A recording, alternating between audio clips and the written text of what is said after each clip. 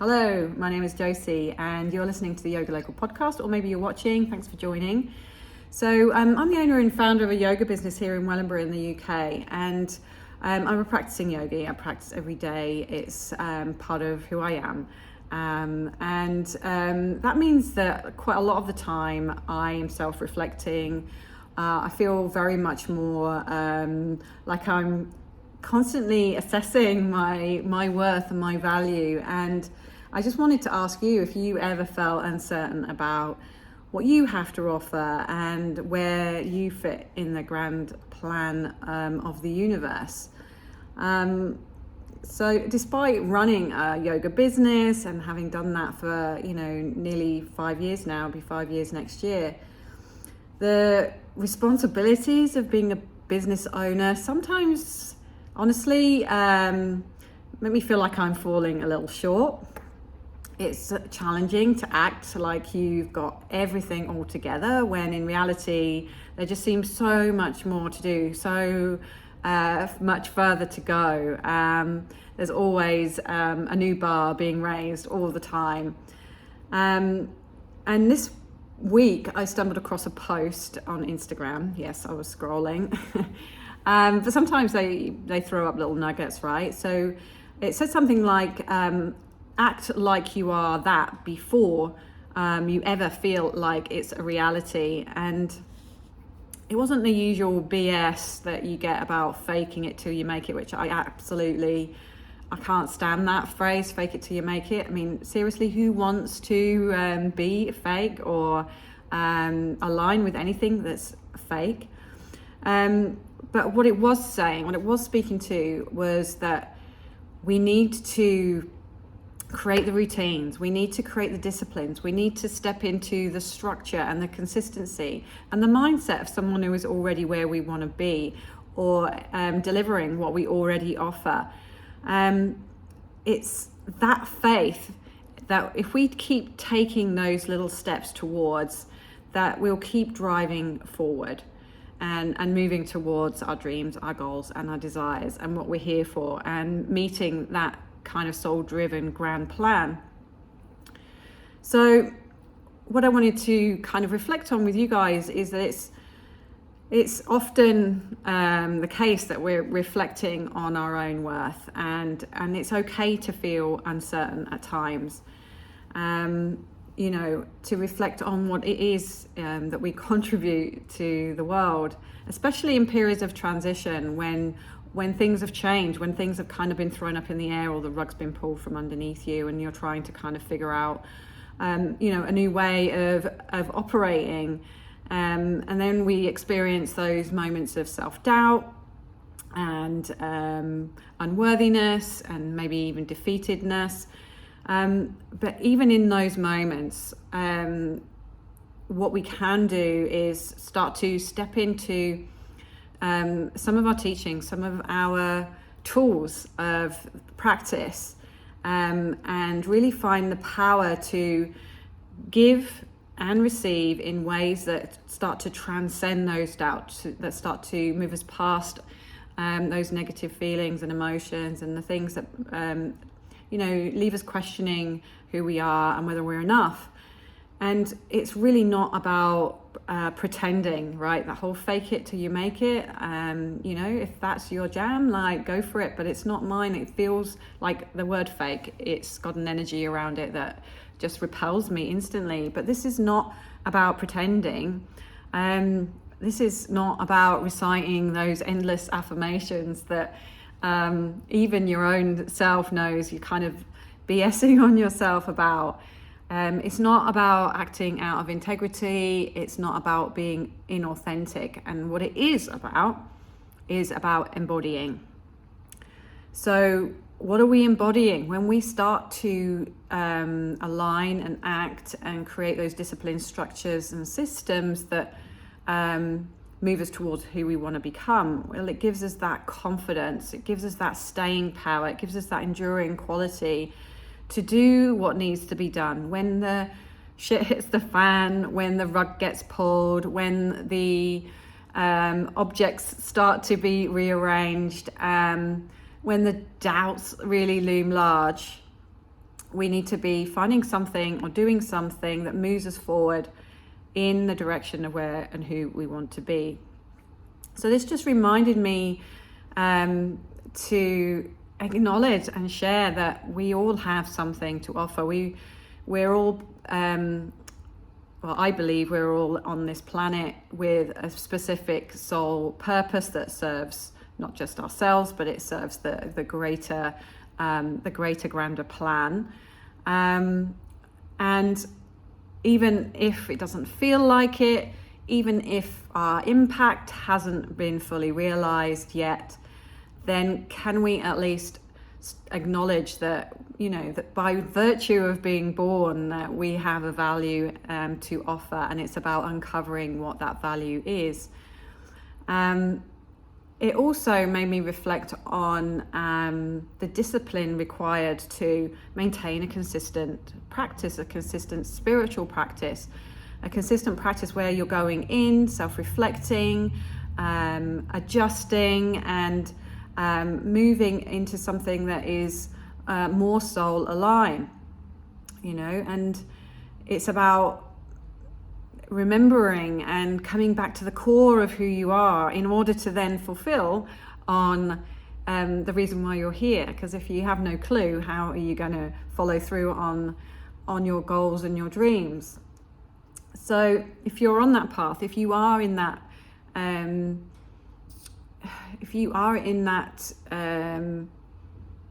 mindset of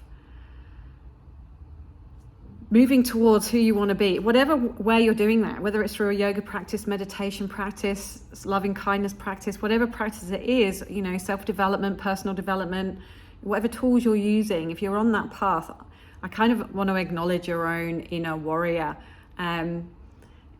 because it takes a soul that's ready for anything to kind of, stand firm, keep picking themselves up, dusting themselves off, and be ready for anything. I like to think of, in a good way, being kind of armed and dangerous with my tools, with my yoga practices, for both the highs and the lows, because they're gonna come. Whatever you do, you can't avoid being part of that natural flow of life, and there's going to be ups and there's going to be downs. And in the same way, like building a business demands that same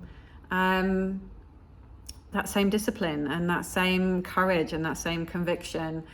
And it's so easy to lose sight of your goals, and maybe hit a wall, and maybe even contemplate, giving up. When we get into a spiral, a negative spiral, when we're doubting ourselves and like starting to kind of buy into those doubts and fears of whether or not we've got anything to offer, when we feel like, we haven't fully realized our impact, it's so easy to think about giving up.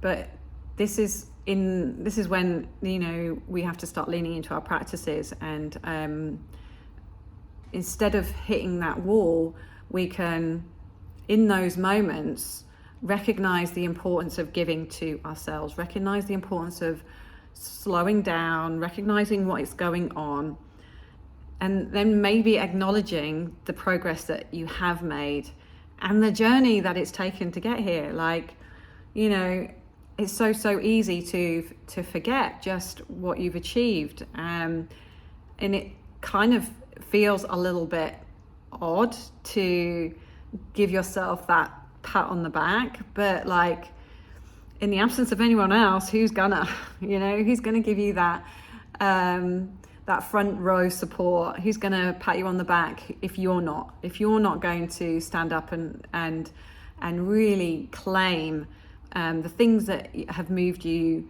forward in your life to where you are now? Then we're going to be struggling.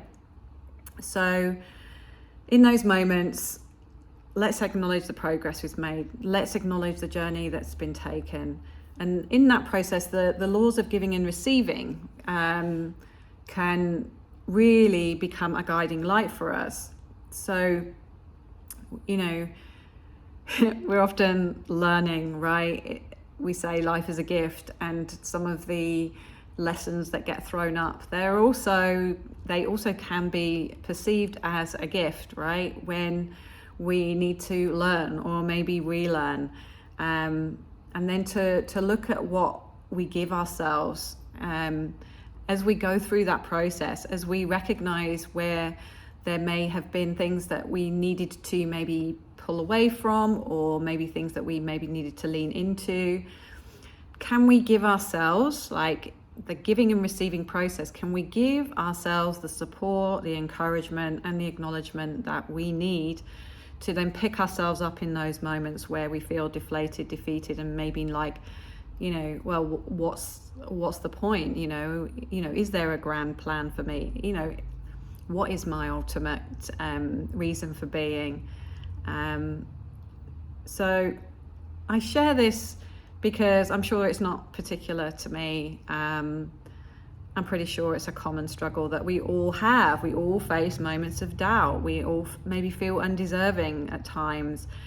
But how can we, like in the practice of yoga, start to work with these laws of giving and receiving, to give ourselves what we need and return to what our soul is driving us towards on a daily basis? And can we be open? Can we receive those internal messages, that internal feedback? Can we be part of that inner dialogue and less distracted by our external environment and all the obligations and responsibilities that come with that, and all the comparisons that come with that? Can we just lean into our soul, what we know to be true, look back on our progress, give ourselves that support, give ourselves that pat on the back, be our biggest cheerleader in those moments? And I'm not saying it's easy, and it's part of a yoga practice to do this work. And I invite you to reflect on your own journey and maybe ask yourself, when have you been in those moments of doubt or fear,